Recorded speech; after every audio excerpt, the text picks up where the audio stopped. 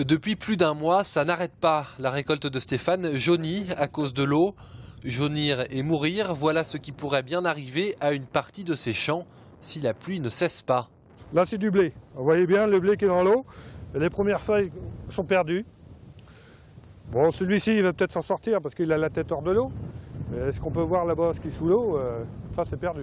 Une perte qui concernerait 20% de sa récolte. Cet agriculteur ne peut qu'observer impuissant en espérant une décrue qui tarde à venir.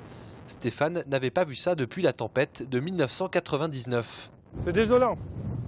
C'est travailler pour rien du tout. On essaye de faire quelque chose de bien et puis on est pénalisé par la météo. Stéphane est aussi éleveur et ses vaches ne sont pas prêtes de venir brouter l'herbe de leur prairie. Enfin, ce qu'il en reste. Vous voyez, là, c'est une prairie qui est prévue encore en pâturage.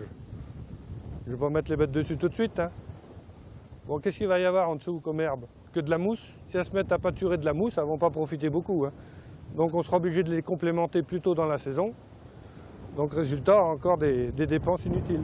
Tout est au point mort. L'engrais qui devrait commencer, le maïs qui doit être semé début avril. Pour le moment, avec l'eau, aucun engin ne peut circuler sur ces parcelles. Il faut tout laisser à l'abri, même le tracteur, comme les bêtes. On laisse tout à l'abri et puis on attendra le temps que ça sèche. Combien de temps? On ne sait pas.